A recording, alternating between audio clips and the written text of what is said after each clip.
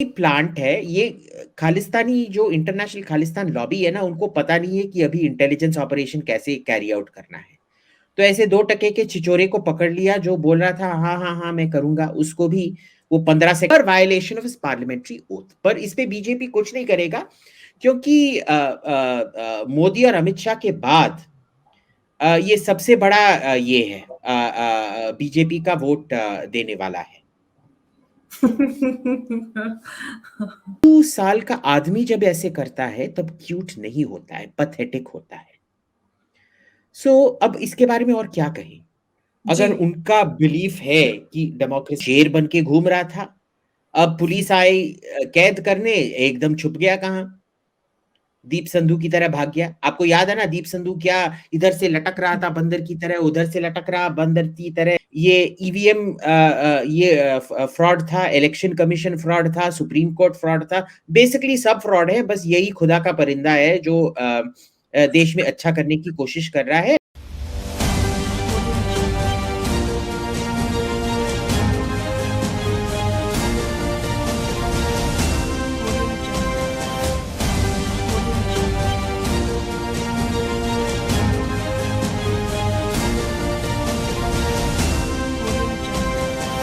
नमस्कार दोस्तों, मैं हूं आपके साथ अंबर जैदी। स्वागत है आप सबका हमारे आज के खास कार्यक्रम इट्स डिबेटेबल में। राहुल गांधी ब्रिटेन गए और वहां पर उन्होंने जिस तरह से बयानात दिए उसको लेकर राहुल गांधी काफी चर्चा में लगातार बने हुए हैं और अभी भी उनके बयानों को लेकर देश में चर्चा हो रही है। राहुल गांधी ने जिस तरह की बातें कैम्ब्रिज में अपने लेक्चर में और अलग अलग जगहों पर उन्होंने रखी भारत को लेकर, उस पे हम आगे चर्चा करने वाले हैं। और एक और मुद्दा जो अमृतपाल और खालिस्तान से जुड़ा है, हम आज के जो मुद्दे हैं इसी पर चर्चा करने वाले हैं। और चर्चा में हमारे साथ जुड़े हैं आप सबके बहुत जाने पहचाने और मेरे भी बहुत खास अभिजीत। बहुत बहुत स्वागत है आपका एक बार फिर से। नमस्कार। थैंक यू, नमस्कार। कैसे हैं अभिजीत? सब रामलला की श्रेय, और क्या। Great.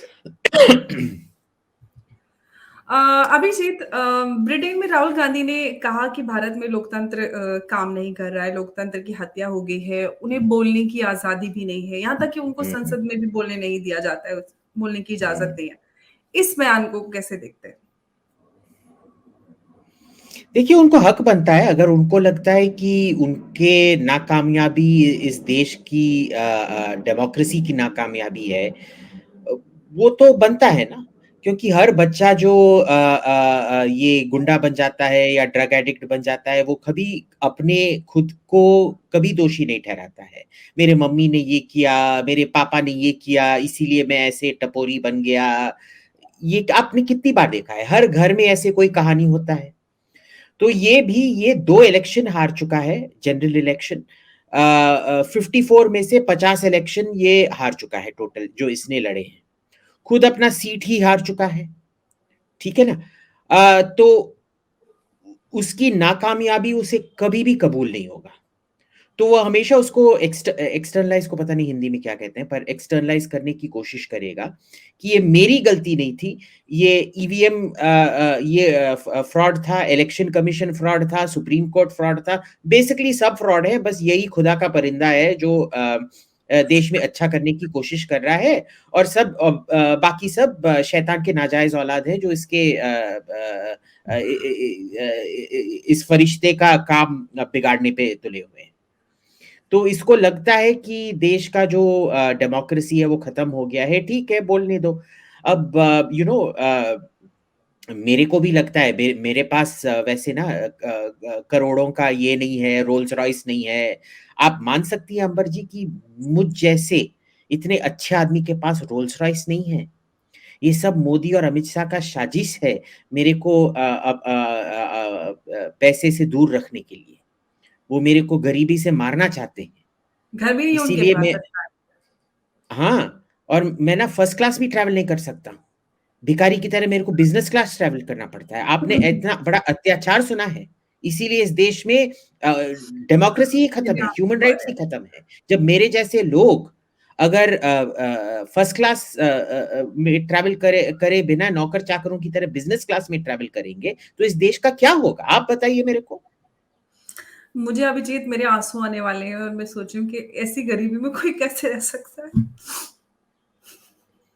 Sorry, I just lost you there. मैंने कहा कि मेरे तो आँसू आ गए इतनी गरीबी की गाथा सुनकर। हाँ, और मेरे को ना, मैं अभी डिनर्स पे मैं बस $20 का वाइन पी रहा हूँ। मेरे $100-200 के वाइन अगर मैं नहीं पी रहा हूँ, आप देखिए मेरे को कितनी कठिनाई, और ये सब अमित शाह और मोदी की वजह से है। ये सुप्रीम कोर्ट बिक गया है, इलेक्शन कमीशन बिक गया है, नहीं तो फिर मेरा सब कुछ ऐसे इतना गरीबी में नहीं रहना पड़ता मेरे को। तो आप देख लीजिए अब क्या है। So see, this may be a joke, but it's, आप समझ लीजिए इसका जो दिमागी संतुलन है वो कैसे है। जो बच्चे को पहली चीज माँ बाप क्या सिखाते हैं? Take responsibility for your own actions, है ना? जब हम बच्चे थे, हम सब ने कोई ना कोई शैतानी की है। ये ग्लास का वाज जो था तोड़ा है, या कप तोड़ा है, और फिर हम बोलते हैं मम्मी को, मम्मी मैंने नहीं तोड़ा, वो डॉगी जो था ना वो पूंछ हिला रहा था और उसमें टूट गया। और क्या होता था? कान पकड़ के, तूने किया ना, तूने किया ना। You are taught accountability, you are taught responsibility.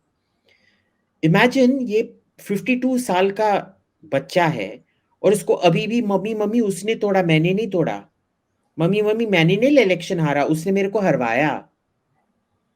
ये क्या बात है? सी ए, फॉर सम, अगर कोई, जब बच्चा करता है ये बहुत क्यूट होता है, अरे शैतान बच्चा, सो क्यूट। जब कुत्ता करता है तब भी बहुत क्यूट होता है, पर जब एक 52 साल का आदमी जब ऐसे करता है तब क्यूट नहीं होता है, पथेटिक होता है। सो अब इसके बारे में और क्या कहें? जी। अगर उनका बिलीफ है कि डेमोक्रेसी खत्म हो गया है, इसमें हम तो कुछ कर नहीं सकते। अच्छा, अभिजीत, राहुल गांधी ने एक और बात कही। उन्होंने कहा कि लोकतंत्र को बचाने के लिए जो उन्होंने लिटरली वेस्टर्न पावर्स को इनवाइट किया टू इंटरवीन इन इंडिया, कि आप यहाँ के इंटरनल मामलों में आप हस्तक्षेप करें। आपको नहीं लगता कि एक एमपी होने के नाते जो एक ओथ ली जाती है, उसका उन्होंने कहीं ना कहीं वायलेशन किया है? आपको कितना सीरियस उनके इस स्टेटमेंट में कितनी सीरियसनेस देखते हैं आप, जो उन्होंने इस तरह के बयान दिए? तो इसमें कोई डिबेट नहीं है कि उन्होंने ओथ वायलेट किया है, हुँ, क्योंकि उनका ओथ बहुत साफ साफ है कि मैं देश की एकता और अखंडता को अक्षुण्ण रखूंगा। Exact words from the Hindi. In English, hmm. it is, I will keep the unity and I will abide by the unity and sovereignty of the Indian Republic. ना अब जब ये जाके बोलता है कि I am shocked, I am surprised, this is a matter of concern, कि इधर डेमोक्रेसी डेमोक्रेसी इधर जा रहा है, उसका हक बनता है, पर उधर जाके उनसे मांगना कि आप क्यों इस पे बात नहीं कर रहे हो, आप क्यों इस पे विचार चर्चा नहीं कर रहे हो, मतलब कि आप क्यों नहीं सैंक्शंस कर रहे हो, या तो आप क्यों नहीं मिलिट्री ले रहे हो। आप समझ लीजिए, जब मैं पुलिस स्टेशन में जाके बोलता हूं कि भाई देखो मेरे पति देव ने मेरे को मारा है, आप क्यों उस पे कुछ बोल नहीं रहे हो, मैं क्या बोल रहा हूं? मैं बोलने की बात नहीं कर रहा हूं, पुलिस आके टिप्पणी नहीं करती है, पुलिस आके क्या करती है? या तो गिरफ्तार करती है, या तो केस फाइल करती है, या तो मारती पीटती है ना? तो यही हुआ है। It is a clear violation of parliamentary oath, पर इस पे बीजेपी कुछ नहीं करेगा, क्योंकि मोदी और अमित शाह के बाद ये सबसे बड़ा ये है, बीजेपी का वोट देने वाला है।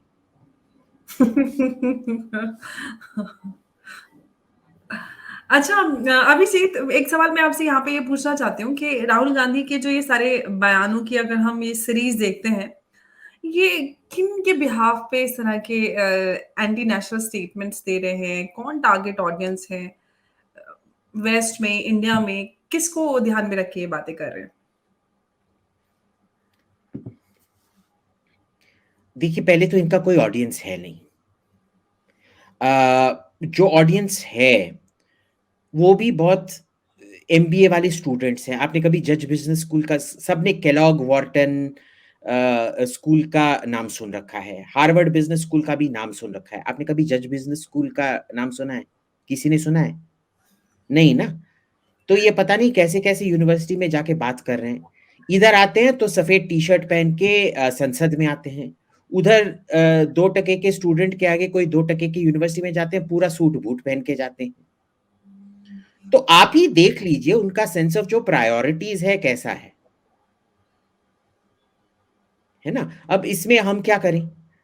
तो आपने देखा होगा कि उधर जो ठीक है, उनके प्रधानमंत्री और कोई भी कैबिनेट में उनसे नहीं मिला, पर आपने ये देखा कि उनके ऑपोजिशन पार्टी जो अब तक का सबसे वीक ऑपोजिशन है, वर्ल्ड वॉर 2 के बाद ये पहली बार है जब लेबर इतनी बुरी तरह से हारा है ब्रिटेन में, उनके विपक्ष के नेता भी कोई भी इससे मिलने नहीं आए।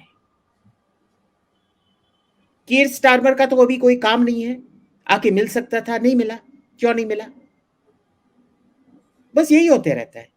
और जो थिंक टैंक्स होती हैं जैसे चैथम हाउस, कोई एमपी शैम्पी आए, किसी का भी इवेंट हो सकता है उधर। मेरा भी इवेंट हुआ है उधर, तो इसमें क्या बात है? ठीक है ना, तो नो बिग डील। अच्छा अभिजीत, हमने सैम पेट्रोडा को देखा राहुल गांधी के स्टेटमेंट्स को के लिए उनको डिफेंड करते हुए, और राहुल गांधी खुद कहीं पे भी नजर नहीं आए इस सारे पूरे उसको लेकर कुछ कहते हुए। तो आप राहुल गांधी को एज इंडिविजुअल या एक आम इंसान या फिर एक पॉलिटिशियन के रूप में जिस तरह से उन्होंने बिहेव किया है अपने बयानों के बाद, वो उससे क्या समझ में आता है, क्या दर्शाता है ये? he's growing bitter in defeat। जब बंदा हारते रहता है, हारते रहता है, हारते रहता है, कभी भी किसी भी हालत में वो विजय प्राप्त नहीं कर सकता है, तो एक कड़वाहट आ जाती है, सोच में कड़वाहट, बिहेवियर में कड़वाहट, बात में कड़वाहट, हर चीज में कड़वाहट। और वो वही देख रहे हैं आप इसमें कि कड़वाहट आ गई है। सैम पिट्रोडा के बारे में ना बात करें तो बेहतर ही है। वो तो भाजपा के बहुत काम आ चुके हैं। वो हुआ तो हुआ के वजह से पता नहीं कितने सीट मिले थे भाजपा को। सैम पिट्रोडा हमेशा ये करते रहते हैं। उनका तो ऑडियंस ही फॉरेन ऑडियंस है, इधर कोई ऑडियंस ना मिला। आपने देखा होगा, सिंपल सा मैं बात करता हूं जो सब समझ सके। हिंदुस्तान में अगर कोई कुकबुक को हिंदी में क्या कहते हैं? हिंदी में क्या बोलेंगे? I don't know. जो पकाने का रेसिपी का बुक होता है हिंदी में शब्द हिंदुस्तान में। क्या बोलते हैं? हाँ, रेसिपी को चलो सबको समझ में आ गया नहीं। क्या किस चीज की बात कर रहा हूं। जी। जो हिंदुस्तान के सबसे बड़े नाम हैं वो है तरला दलाल जी, नीता मेहता जी, जिग्स कालरा पुष्पेश पंत, और संजीव कपूर। पर विलायत में किसी ने भी इनका नाम नहीं सुना है। वो जाते हैं तो एक न्यूयॉर्क टाइम्स की एक कॉरेस्पॉन्डेंट है प्रिया कृष्णा, जिसको बस जीरा आलू का रेसिपी आता है। दाल भी इतना घटिया बनाती है, मेरा कुत्ता भी उससे बेहतर दाल बना ले।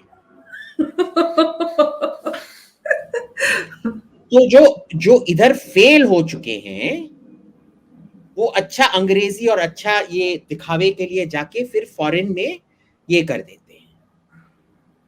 ठीक है ना। जिनका ये स्पिरिचुअलिटी का बिजनेस, ये ओम शोम करना इधर नहीं चलता है, वो फॉरेन, आपने देखा होगा ये सब गुरुजियों का बहुत फॉरेन में ये अट्रैक्शन जो होता है, हिंदुस्तान में थोड़ा कम होता है। क्यों? क्योंकि इधर सब, अगर आप प्रिया कृष्णा की तरह घटिया आलू सब्जी बनाओगे और घटिया दाल बनाओगे, इधर कोई भी आपका ये हिट नहीं होने देगा। आपको बाहर जाके लोगों को बुद्धू बनाना है। ऐसे मैं बहुत लोगों को देख चुका हूं, सुन चुका हूं। एक बंदे जिसको बटर चिकन बनाना नहीं आता है, वो जाके विलायत में एक प्रोग्राम में बटर चिकन का एक्सपर्ट बन गया और इतना घटिया बटर चिकन बनाया उसने। तो ऐसे ही है, जो इधर फेल होते हैं वो बाहर जाके गोरे लोग को तो बुद्धू बनाना बहुत आसान है। आप हमारे दिल्ली में ऑटो रिक्शा ड्राइवर से पूछ लीजिए, जो हम 50 रुपए पे करते हैं वो गोरे लोगों से 300-400 रुपए लेते हैं, है ना? तो वो हमसे बोलेंगे 50 रुपए है, 50 रुपए साले किसके ये कर रहा है, 30 रुपए में दे। नहीं, पर वो फॉरेनर के, madam no problem madam, just $5। Oh just $5, no problem. $5 कितना हुआ? 350 रुपए। अब क्या होगा? ये ऐसे ही होता है। आपने देखा है ना इधर गोरे लोगों का कितना बुद्धू बनाया जाता है, ऑटो फेयर में, टैक्सी फेयर में, इवन मार्केट्स में, शॉप्स पे। मार्केट में, शॉप्स में, जो हमको अरे नेशनल मॉन्यूमेंट्स में ही आप देख लीजिए, सरकारी एब्सोल्युटली। पॉलिसी है कि हमको बस 10 रुपए देना पड़ता है, उनको 200 रुपए देना पड़ता है। मेरे साथ हुआ था एक बार। एक बार मेरी कजिन आई हुई थी दुबई से, she was wearing that abaya and all. उसके बच्चों ने कहा कि जू लेके चलना है, तो हम लोग गए हुमायूं टूम्ब और जू वगैरह देखने। तो मैंने गर्मी हो रही थी, मैंने सर पे दुपट्टा रख लिया। तो दे थॉट कि हम लोग बाहर से आए हुए हैं, और उन्होंने हमें सिक्योरिटी, हमारे पास नॉर्मल टिकट्स थे, उन्होंने हमें साइड में खड़ा किया, कहा आप दूसरे वाले टिकट्स लेके आइए। आई सेड मैं इंडियन हूँ, मेरा आईडी देख लीजिए, वो बोले नहीं बहुत लोग आते हैं, उनको भाषा बोलना आता है, आप जाइए दूसरा टिकट लेके आइए। तो ऐसा हुआ था। Then I got to know कि हम्म अच्छा इनसे महंगा टिकट दिया जाता है। हम्म तो हम्म, ऐसे ही होता है। तो ठीक है, आई मीन बंदे को इधर कोई नहीं मिला तो फॉरेन में जाके कोशिश कर रहा है, करने दो, हमारे का क्या जाता है। प्रॉब्लम हम्म, क्या है कि उसने फॉरेन इंटरवेंशन के लिए मांग की थी, जो गैर कानूनी है बेसिकली। हम्म। जी। अच्छा अभिजीत, हम पिछले कुछ दिनों से देख रहे हैं कि पंजाब पुलिस आखिरकार अमृतपाल सिंह के नेतृत्व वाला जो खालिस्तानी हैं उनके ऊपर शिकंजा कस रही है। आपको क्या लगता है कि अचानक से ये कार्रवाई का कारण क्या रहा? और हम क्या जो अभी हमने देखा था कि भगवंत मान और अमित शाह जी की मुलाकात हुई थी, इसके पीछे क्या कोई केंद्र सरकार का कोई दबाव था, या आप किसको किस तरह से देखते हैं? अ, जितना मेरे को जानकारी है, जॉइंट ऑपरेशन था। हुँ। भगवंत मान जी ने ही जाके बोला था कि भाई हमको करना तो पड़ेगा ही। और उन्होंने बोला, यही मैं सुन रहा हूँ, शायद गलत भी हो सकता है कि हुँ, देखो हम पे हमारा थोड़ा कंस्टिट्यूएंसी है, तो मैं ऐसे इंतजाम करता हूँ कि आप इसका क्रेडिट ले लें, क्योंकि हमारा कंस्टिट्यूएंसी अलग है, आपका कंस्टिट्यूएंसी अलग है। हम अगर इसको पकड़ेंगे हम वोट हारेंगे, अगर आप इसको नहीं पकड़ेंगे तो आप वोट हारेंगे, तो आप इसका क्रेडिट ले लो। पर दोनों ने कोऑर्डिनेशन कोलैबोरेशन करके ही जो किया है अभी। अभी वो पकड़ा नहीं गया, पता नहीं कहाँ पे भाग के छिपा बैठा है। हुँ। और देख लीजिए, इतना शेर बन के घूम रहा था, अब पुलिस आई कैद करने, एकदम छुप गया कहाँ, दीप संधू की तरह भाग गया। आपको याद है ना, दीप संधू क्या इधर से लटक रहा था बंदर की तरह, उधर से लटक रहा बंदर की तरह। इट विल चेंज द भाग जियो पोलिटिकल, क्या क्या बकवास किया था उसने। हाँ, तो ये 2 टके का टैक्सी वाला, दुबई का टैक्सी वाला आके इधर ग्रंथी बन गया, जो दाढ़ी नहीं बनाता था, जो बाल नहीं उगाता था, जो कितने देर तक कट सर था, वो सडनली ग्रंथी बन गया। 6 महीने के अंदर अंदर ग्रंथी बन गया। कम से कम 4-5 साल लगे तब तो मैं समझ सकता हूं। 6 महीने के अंदर यार कौन ग्रंथी बनता है? ग्रंथ पता है कितने बड़े होते हैं, कितना पढ़ाई करना पड़ता है उसको समझने के लिए। एब्सोल्युटली। हाँ, तो ठीक है, ये आइंस्टाइन हो सकता है कि इसने 6 महीने में ही कर लिए हों। पर अगर आइंस्टाइन था तो टैक्सी ड्राइवर कैसे था भाई? टैक्सी ड्राइवर इसीलिए बने ना क्योंकि ज्यादा तुम्हारी पढ़ाई फढ़ाई में कुछ नहीं चली। पता नहीं इसने पढ़ाई करके भी रखा है कि नहीं। तो एक टैक्सी ड्राइवर आके 6 महीने में इतना आइंस्टाइन बन गया कि वो ग्रंथी भी बन गया, बाल भी उगा लिए, सडनली बहुत रिलीजियस बन गया है। ये क्लियरली कोई प्लांट है। ये खालिस्तानी जो इंटरनेशनल खालिस्तान लॉबी है ना, उनको पता नहीं है कि अभी इंटेलिजेंस ऑपरेशन कैसे कैरी आउट करना है। तो ऐसे 2 टके के छिचोरे को पकड़ लिया जो बोल रहा था हाँ हाँ हाँ मैं करूंगा, उसको भी वो 15 सेकंड का, वो 15 सेकंड्स ऑफ फेम बोलते हैं ना, 15 सेकंड का स्पॉटलाइट, वो जो रास्ते में छिछोरे होते हैं, उनको टीवी में आपने देखा होगा ना, कभी कोई आके टीवी शूटिंग करता है, जो लोग टीवी पे नहीं आ सकते हैं, वो आके फिर पीछे-पीछे टीवी को देखते हैं और फिर जाके बोलते हैं घर पे, देखो मैं टीवी पे आया था, मैं टीवी पे आया था। उसकी तरह ये एक छिछोरा लौंडा था, उसको उठा लिया, किसी ने बोला मैं तेरे को बड़ा स्टार बनाऊँगा, स्टार। और गया, और उधर भी क्या कर रहा था, वही चीज़ें कर रहा था जो सब ये आपने सुना होगा पंजाबी रैप में बस 3-4 चीज़ें होते हैं, बंदूकें, ड्रग्स, रेप। यही होती हैं सब पंजाबी रैप सॉन्ग्स में। यही तो हो रहा है इसके साथ। ये सब यही तो बंदूक के साथ इसके AK-47 का किसने परमिशन दिया? और इतने सारे AK-47 का किसने परमिशन दिया? खुलेआम घूम रहा था। मेरे को तो हैरानी हो रही है कि इतना टाइम लगा है। इंटेलिजेंस एजेंसियाँ क्या सो रही थी जब एक बंदा AK-47 लेके घूम रहा है? इतना टाइम काहे का लगा? पहले ही पकड़ के इसको जेल में डालना था NSA के तहत। अब चलो, देर से आए पर कम से कम अभी भी पकड़ा नहीं है, तो अभी तक दुरुस्त भी नहीं बोल सकते हैं। जब पकड़ लेंगे तब बोल देंगे दुरुस्त, देर आए पर दुरुस्त आए। अभी सिर्फ देर से आए हैं। हाँ, देर से आए हैं बस।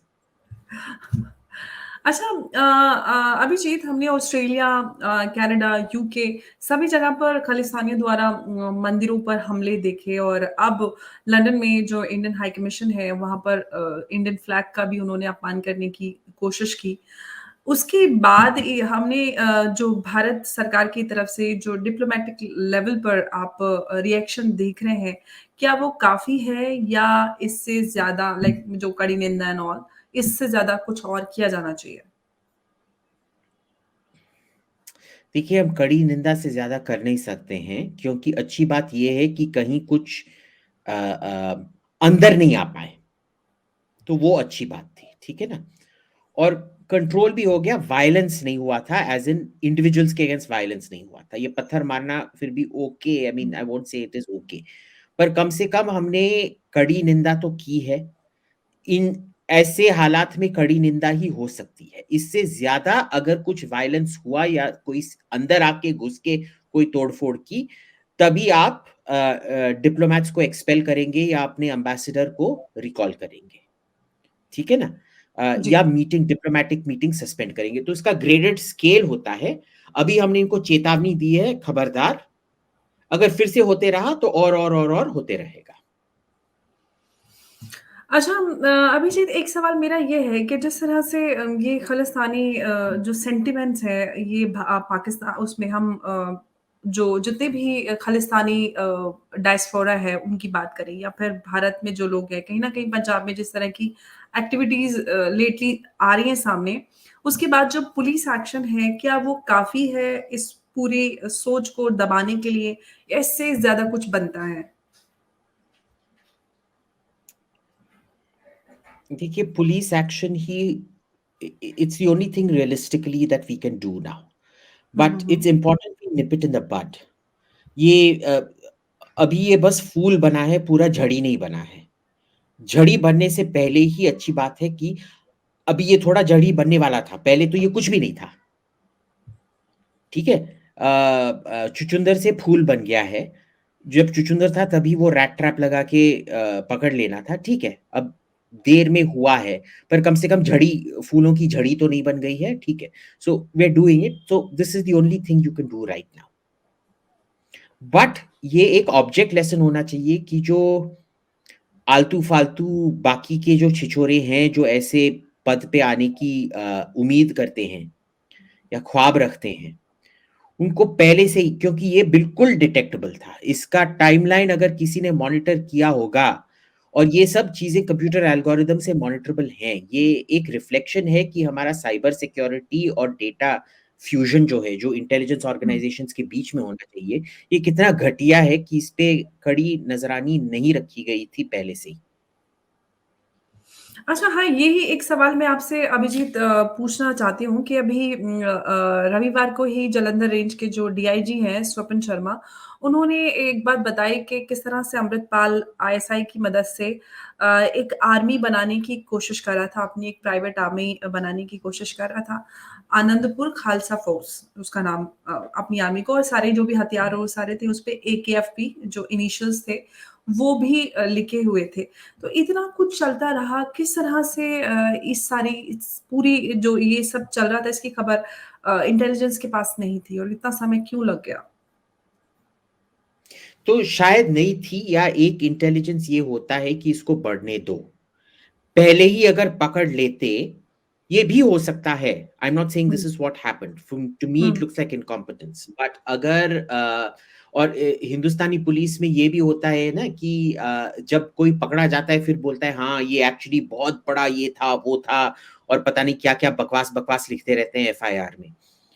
बट एक ये भी होता है कि अगर आपको पता चले कि ये हो रहा है, कि कोई फौज बनाने की तैयारी में जुटा है, हम इमीडिएटली नहीं पकड़ेंगे, पहले देखते हैं कौन कौन इसके पास आ रहे हैं, क्योंकि जैसे ये बड़ा होता जाता है ना, इसका जो इसके पीछे कौन है, कौन-कौन साजिश में शामिल है और वो भी सामने आता है। they get more careless, so the sources of yes. financing, कहाँ से पैसा आ रहा है, ये सब आस्ते आस्ते पता चल जाता है। हुँ, और फिर जब आप टीवी पे आते हो, बिल्कुल आपके गार्ड्स बंदूक लेके, और हुँ। आप एक पुलिस चौकी पे अटैक कर देते हो, पुलिस स्टेशन पे अटैक कर देते हो, तो कोई भी ऐसा कोर्ट नहीं है हिंदुस्तान में जो आपको जेल नहीं भेजने वाला है। ठीक है ना? तो ये भी हो सकता है। So they might have actually, there are only two answers here. Either they were very incompetent or they're very smart.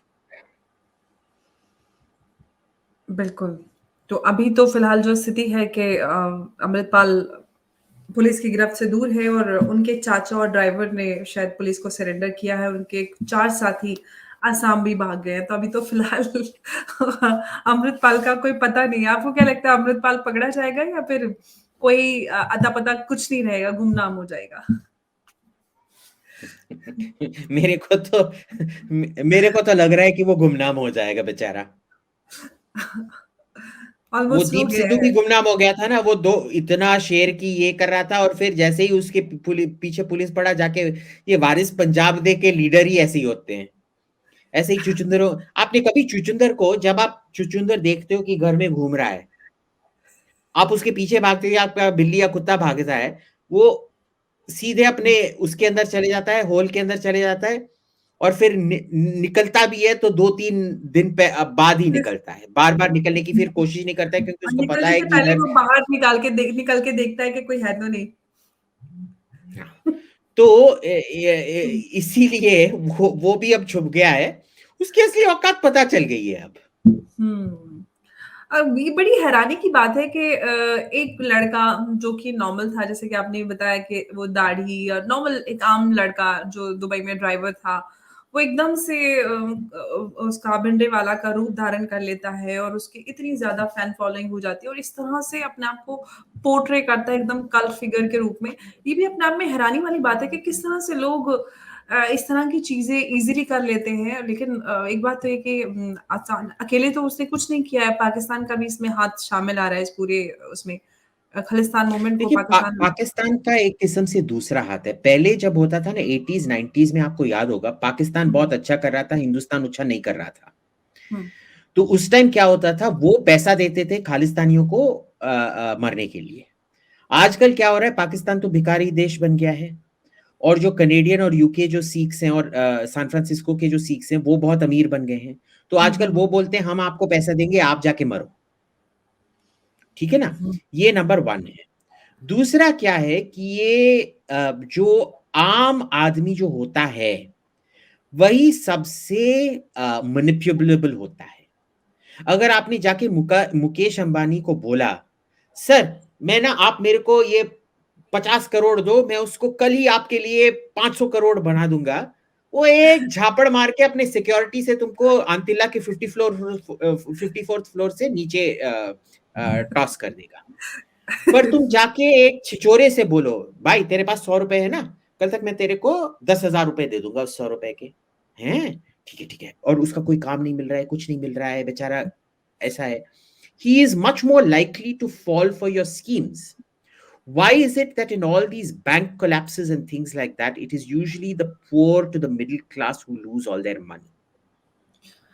Absolutely. Because they are the ones who are most exploitable and susceptible to fraud. तीसरी बात इसमें क्या है कि आप जट सिखों का जो जट सिख 20% ऑफ द पॉपुलेशन है, पर वो हर चीज को कंट्रोल करते हैं, क्योंकि जब कनाल लैंड्स, जब पंजाब के नदियों पे कनाल्स बनाए गए 1880s में, तो ब्रिटिश ने लैंड ऐसे बांटा कि जिनके पास लैंड है उसी इसमें बांटा जाएगा। तो पॉपुलेशन ग्रो किया, पर जो लैंडलेस लोग थे वो ऑलमोस्ट 80% ऑफ द पॉपुलेशन थे। उसी 20% जो जट सिख थे उन्हीं को सब लैंड मिले। तो ये प्रॉब्लम बहुत क्रॉनिक है। और जो बाग जट सिख नहीं है उनको मजहबी सिख कहा जाता है, जैसे रविदासियाज, निरंकारीज, इनके खिलाफ कितना ब्रूटलाइजेशन भिंद्रनवाले एंड को ने, इन्हीं को ही तो सबसे ज्यादा मारा था। हिंदुओं से ज्यादा निरंकारियों, रविदासियों, ऐसे ही लोगों को मारा था उन्होंने। एक बंदा जिसने निरंकारी बाबा का हत्या किया था, उसको फिर ये बनाया गया था ना, अकाल तख्त का हेड बनाया गया था आफ्टर लाइफ इम्प्रिजनमेंट के बाद, जब वो निकला वो। तो ये जट सिख जो हैं वो हर पार्टी को कंट्रोल करते हैं। भगवंत मान जट सिख है, राजा जी, कैप्टन जी, वो भी जट सिख थे। शिरोमणि अकाली दल के जट सिख हैं। ऐसे कोई भी पार्टी नहीं है उधर जिसका हेड जट सिख है। जो भी सरकार आएगा जट सिख ही आएगा, even though there only about 20 to 25% of the population. ठीक है ना। अब इसमें क्या हो जाता है कि सब मिट गए। कैप्टन अमरिंदर आसानी से जीत सकते थे फिर, पर राहुल गांधी को अपने नवजोत सिंह सिद्धू को डालना था, तो कांग्रेस को तबाह करके रख दिया। तो उधर अब जट सिख, कांग्रेस ही मिट गया है, तो उसका जट सिख होने का कोई फायदा ही नहीं है। अब नया वाला जो दूसरा लीडर भी यूथ अमरिंदर सिंह है, पर he has zero traction on the ground. Shiromani Akali Dal मिट गया है। नहीं, Channi was not, Channi was, I think he was Dalit. Yeah, he was Dalit Sikh. So Channi doesn't count. Channi had no power. Bhagwant Man Jat Sikh hai, but everybody knows that Bhagwant Man is powerless. The real power is being wielded by Arvind Kejriwal from Delhi. तो जट सिखों के बीच में they need a hero now. They need a new hero. And they found his Joker. But it tells you how badly starved for leadership the community is. कि 20% होके you have controlled the destiny of the state for the last 100 years, और आपको एक सस्ता 2 टके का छिछोरा taxi driver से बेहतर नहीं मिला कम्युनिटी का लीडरशिप करने के लिए। That is so unfortunate. राजा जी से जाके, इनके चीफ मिनिस्टर राजा जी, कैप्टन अमरिंदर सिंह थे, पटियाला के महाराज। पटियाला के महाराज से इतने गिरे हो कि टैक्सी वाले को अपना ये बना, सीधे आसमान से जमीन के गड्ढे में। कुछ तो शर्म करो, कुछ तो शर्म करो, थोड़ी सी तो शर्म करो। जी बिल्कुल, एकदम सही कहा है कि जिस तरह से आपने पूरी सिचुएशन को डिस्क्राइब किया है पंजाब में, खालिस्तान या फिर जो पॉलिटिकल सिनेरियो है इन पंजाब, उसके लिए बहुत बहुत शुक्रिया अभिजीत आपका, और काफी मजा आया आपके साथ बात करके। आपसे बात करने में हमेशा मजा आता है Ambar ji, thank you. Thank you so much, thank you. जय हिंद, नमस्कार।